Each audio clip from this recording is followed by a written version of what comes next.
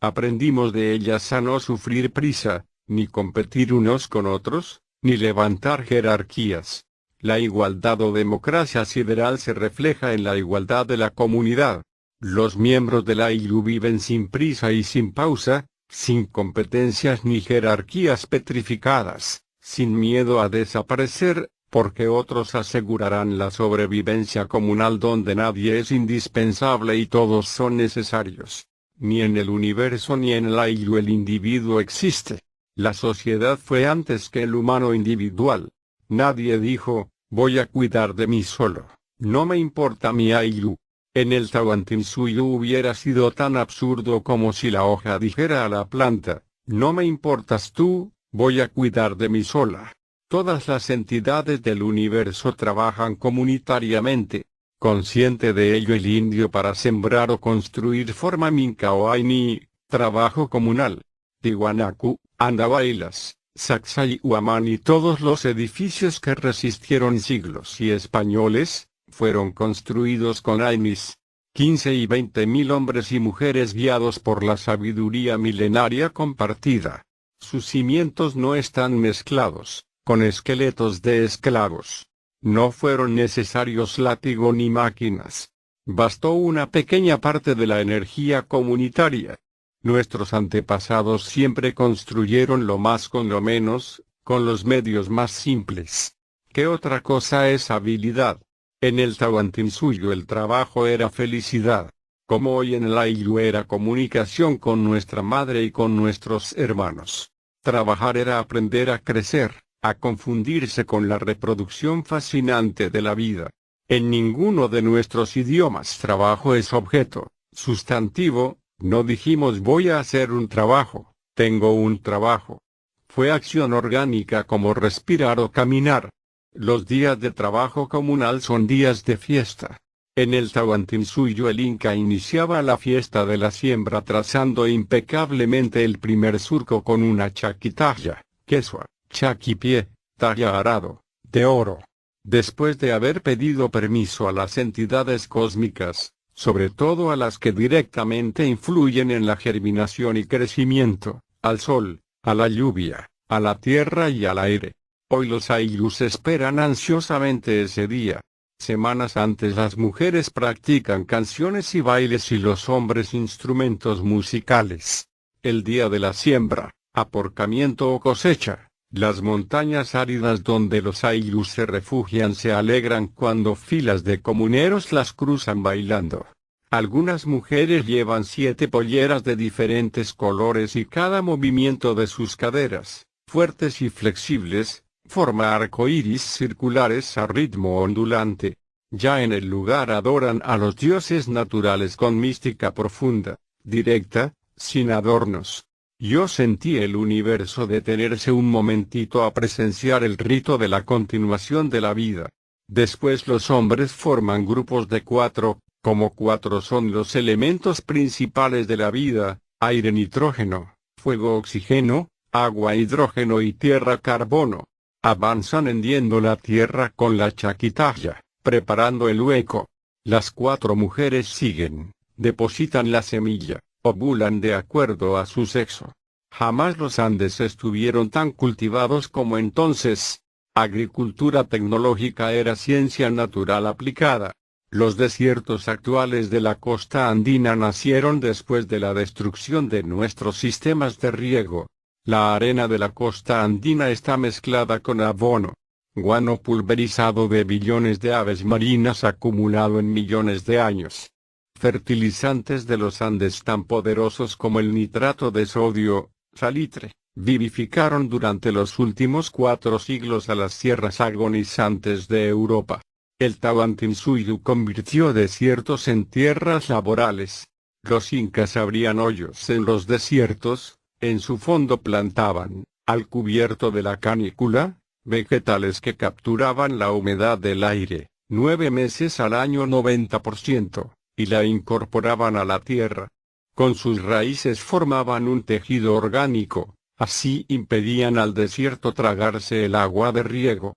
El Tawantinsuyo sembró toda la tierra fértil y habilitó tierras estériles. Pudo hacerlo por su red de acueductos, principalmente subterráneos para no reducir a tierra cultivable. El agua era cuidadosamente distribuida por cultivos, distancias j tiempos. Los canales incaicos recogían los deshielos de la cordillera andina, atravesaban sus entrañas, corrían encima de puentes salvando quebradas gigantescas, seguían, pese a terreno tan irregular, curvas perfectas de varios kilómetros de radio manteniendo la misma inclinación. El riesgo estaba asegurado. Pozos horizontales introducidos al seno de las montañas altas recogían el agua escurrida de las nieves eternas. Durante la noche con puertas cerraban estos pozos canales, el agua se acumulaba y distribuía equitativamente en el día. Mincas de decenas de miles de comuneros construyeron esos canales, asombro actual de los europeos estudiosos. También cambiaron el perfil de las montañas.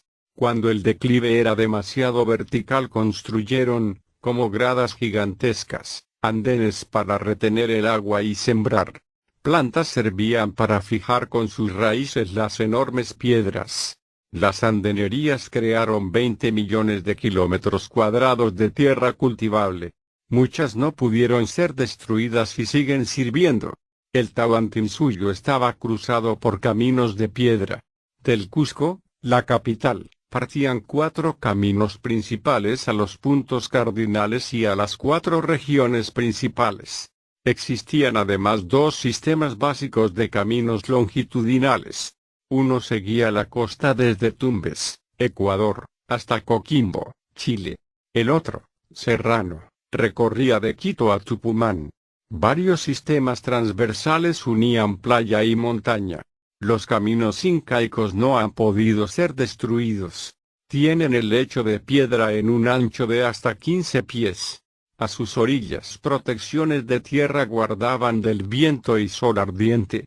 Cieza de León, cronista español, cuenta cómo los encontró. Todo este camino iba limpio y echado por debajo de arboledas, y de estos árboles por muchas partes caían sobre el camino ramos de ellos llenos de frutas, y por todas las florestas andaban muchos géneros de pájaros y papagayos y otras aves. Cieza de León, Pedro, La Crónica del Perú. Lima, Inca, 1973. Nada detenía la perfección de su trazo. Si una roca gigante estaba al frente, la tallaban en gradas y descansos. Si era un desierto, lajas y maderas como horcones a sus costados señalaban el rumbo. Si eran quebradas tan altas que las nubes quedaban debajo de los pies, construían puentes colgantes de paja, totora u otras plantas vivas, es decir, sin cortar raíces, al contrario, cuidándolas. Los españoles pudieron cruzarlos con caballos y cañones. A cada 4 o 5 horas de caminar esperaban aposentos llamados tambos. Algunos todavía siguen sirviendo en los pliegues andinos. En los tambos los caminantes encontraban agua fría y hervida, fuego para cocinar, lecho y alimentos. Parte de las cosechas comunales iba a los tambos. Ni en viajes largos los habitantes de la nación inca portaban comida, agua, ni cobijas. Libres de toda forma de dinero, estaban libres del temor de ser asaltados. El sistema de correos dependía de los chasquis. Ellos vivían con sus familias, por turnos, a la orilla de los caminos, a distancias que podían correr sin descansar. De Limatambo al Cusco un objeto podía ser entregado en 3 días, a un promedio de 250 kilómetros por día. Los españoles, agotando sus caballos, necesitaban 2 semanas para cubrir tal distancia. Cuando no transportaban una encomienda usaban la acústica de valles y quebradas. Gritaban el mensaje, el eco estiraba su voz salvando rápidamente distancias. Tierra, ríos, peces, bosques, rebaños, nubes, todo era comunal, de todos en general y de nadie en particular. La tierra se distribuía anualmente a las familias. Al nacimiento de cada criatura recibía una parcela adicional, otro tupú. Los historiadores blancos todavía discuten sobre el tamaño del tupú, variaba con la altura, fertilidad y humedad del suelo. Su medida era producir alimento suficiente a una persona de cosecha a cosecha. Las familias recibían tupus en diferentes altitudes para su comida variada, de valle y montaña. La redistribución anual prevenía la caída en el egoísmo personal. Las mejoras en las parcelas eran por fuerza beneficio comunal. Los Aylus siempre cosecharon más de lo que comían. Elección de las mejores semillas, sistemas de riego, fertilizantes naturales, rotación de sembradíos, descanso periódico de la tierra y trabajo comunal daban cosechas excelentes. Las cosechas se dividieron en dos partes. La grande fue a las familias para su consumo. La pequeña, llamada parte del Inca, se distribuyó en depósitos. Como la grasa está almacenada en el cuerpo humano, cumplió las mismas funciones. Fue reserva para catástrofes, terremotos, grandes sequías, inundaciones.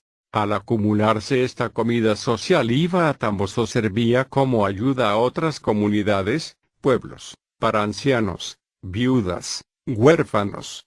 Estos además tuvieron para sí los 3 surcos más cercanos a los caminos. Aunque hubo abundancia, el bienestar dependió más de la distribución equitativa que de la opulencia. El trabajo era general, desde el Inca hasta el comunero. El Tahuantinsuyo no conoció persona ni sector viviendo y gozando trabajo ajeno. La acumulación privada fue desconocida e innecesaria. La acumulación comunitaria llenaba siempre los depósitos. La papa y otros tubérculos se guardaban años sin podrirse, secados con la técnica actual de los Aylus. Las papas envueltas en sacos de paja son remojados en los arroyos de los deshielos. Reciben el sol quemante del altiplano a intervalos. Frío y color combinados las seca sin quitarles sabor ni poder nutritivo. Chuño, tunta, calla, etc., pueden ser guardados ya en cualquier clima por siglos. Para cocinarlos basta remojarlos horas antes, dejarlos recuperar su agua, hincharse y ablandarse. En el Tahuantinsuyo tener hambre era delito, también caminar harapiento o sucio. En los extraños casos de persistencia contumaz el castigo era la muerte. La salud de la comunidad, como la del cuerpo, exigía eliminar a sus células miembros descuidados de su propia vida. En Aymara no existe la palabra hambre, debe decirse falta de comida. La riqueza funcional de este idioma se muestra, por ejemplo, en sus 6 verbos para levantar. Guaitam es levantar un objeto pequeño de una oreja, Itam es levantar un objeto más grande de 2 orejas, Ektam es levantar una hoja de papel, una sábana o algo plano y ligero, Astam un plato, fuente o recipiente plano, Itam algo pequeño como un grano de quinoa, maíz o, metafóricamente, un bebé y Aptam levantar en general. El vestido en el Tahuantinsuyo estaba asegurado. Vivían millones de alpacas, vicuñas, chinchillas y demás animales andinos, hoy extinguiéndose por el asesinato frenético de los comerciantes. Decenas de miles de mujeres, niños y hombres formaban cercos gigantescos. Al ritmo de risas y canciones, con gritos y agitando colores, el cerco se estrechaba encerrando miles de albaceas, vicuñas, etc. Los trasquilaban, curaban a los enfermos o accidentados, les quitaban espinas enterradas, les solucionaban cualquier problema.